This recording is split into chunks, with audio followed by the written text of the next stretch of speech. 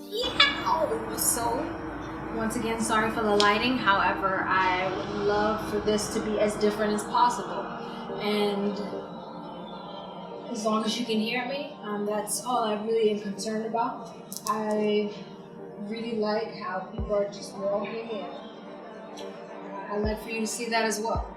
So, I wanted to just talk about how social media is not the only thing that you have to be on for this shift to occur in your life.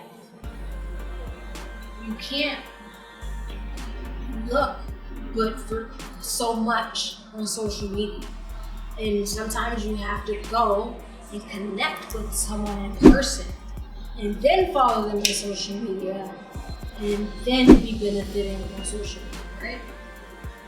So ways to connect with people in person. One way is to just simply speak to a random person.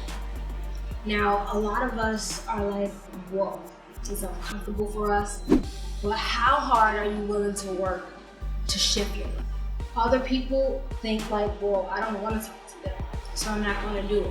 Well, honestly, I don't even think that it's a want. I think that you either are shy and you would be nervous, or you feel like they don't want to talk to you, so you degrade yourself, or you just like being alone, which is a personal problem and something that made you feel like you like being alone, and really that's not the case because we weren't made to be alone. So I just really recommend everyone stepping out their comfort zones and to just start by saying hi. I mean, you don't have to start by just having a full-blown conversation. I mean, nothing happens overnight, right? I want some muscles, but it's not gonna come tomorrow, right?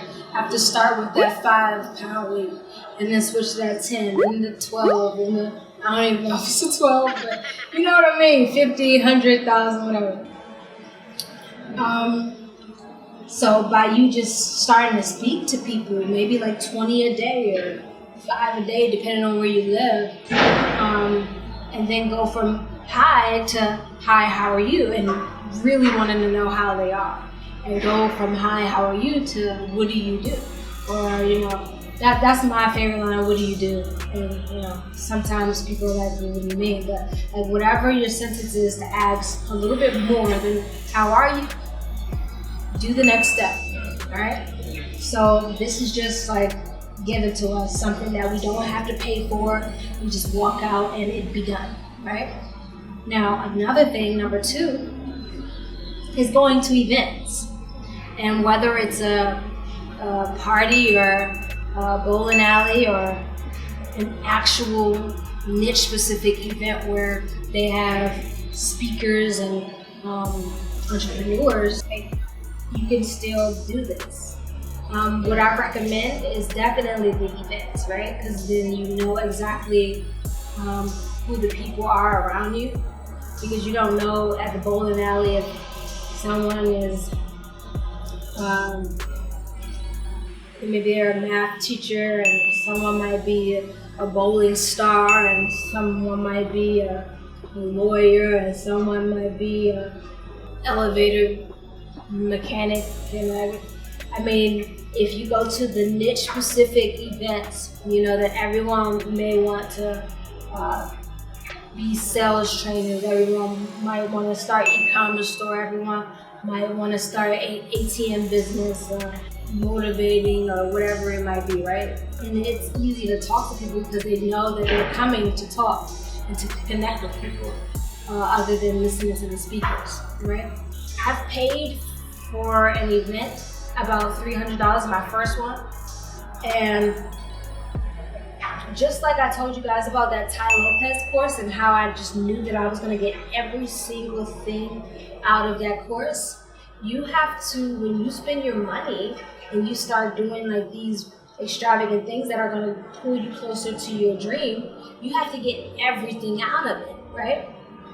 So Some people think that they pay for the event and they take notes 24/7. They listen to all the speakers. That's getting the fullness out of it, but it's not. When people are around you and you have breaks and go into the lobby and you have lunch and you're around people, you have to talk to those people too. And you just have to not care what people think about you. You have to want to learn more about them. Don't use that as a way to pitch people. You want to connect with people. One thing that I do specifically is I make the conversation very short. I make it about 2 minutes, 3 minutes. I mean, it's not really a time, just depending on the person, but I make it short and I tell them to follow me on Instagram. Why do I make it short? Because most events that I go to, they have an enormous amount of people. And you know, I think of an enormous amount of people as about 150, right? And the reason why I say enormous and I use that word is because you have a limited amount of time to talk to everyone, right? You have like these little 15-minute breaks, and then you have a lunch break, right? Kind of like a 9-to-5 job. And this is the time when you want to connect with as many people as possible. So if it's a lot of people and you only have a little bit of time, I think of that as a lot of people. So I make the conversation short, tell them to follow me on Instagram, and get as many people to follow me on Instagram as possible. Why? Because I can always call them, right? We can always just look at each other's posts until we need something from each other, right? We want to, give something to each other. So these are the things that you have to think about, like something that someone else isn't thinking about. Some people just like want to find like a partner, and then like I'm coming here to find a partner. I want to talk to each individual until I find out all about them, and you're wasting your time. You're wasting your money. Even if you did find that great partner, you could have found that great partner if you told 50 people to follow you and called all 50. Because even though you were only looking for a partner, I bet you'd find a lot more people that did something that you needed to be done to help you with whatever you needed to partner with. Like, for example, you need a graphic designer, right? Or you need someone who has a course platform. And a course platform is a site or a place where you store your videos for your course. It could be a photographer. You could meet somebody that does something you have never in your life heard about, and you're still confused about it. But when that's the case, you just keep asking questions, like tell them like, whoa, what does that mean? When you're confused, what does this word mean? Or Google a little bit. But like, I'm starting to realize that I need more people than I've been talking to. And a lot of times people are willing to do trade deals with you. People love getting clients, they love getting their word out, but they also need certain stuff. I'm a videographer. A lot of people need content. So it's easy for me to use that and say, hey, I'll do this for free if you give me this. One way that I've been able to talk to so many people at events is by standing out.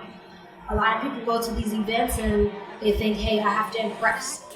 Hey, let me put this suit on. Hey, let me get a full face of makeup. Like, be yourself. Be yourself when your dog's watching. Be that person right there. Like, I don't want that fake version of you. Like, I need to know who you are. And I might not walk up to somebody in a suit because maybe I am a dancer and I'm only looking for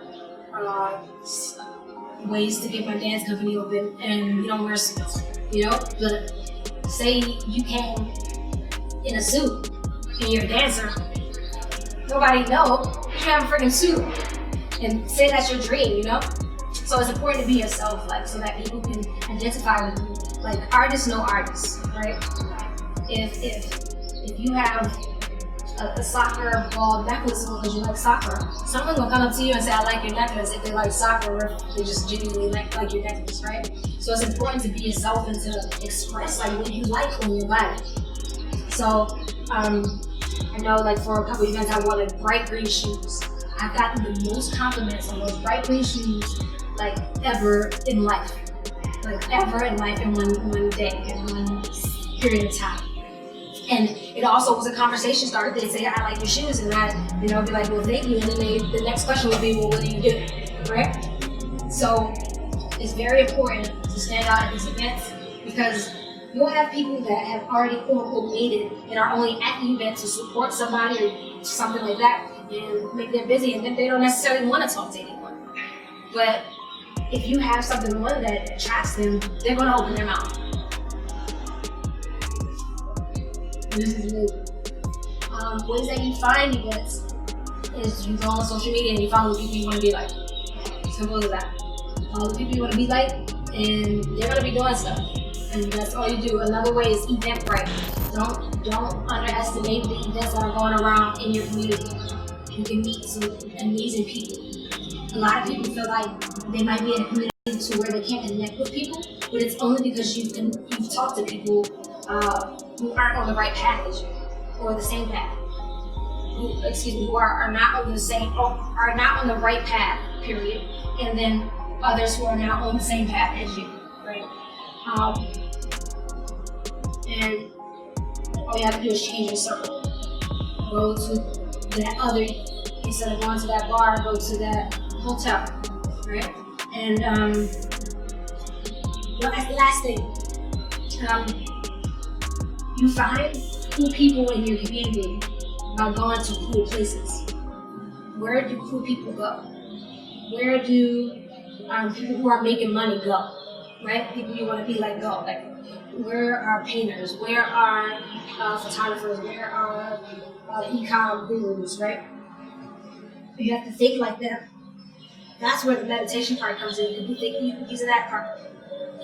Figure out like, okay, this is a wonderful restaurant where people go all the time, and steaks are $50, and the drinks are whatever, and whatever is expensive, right?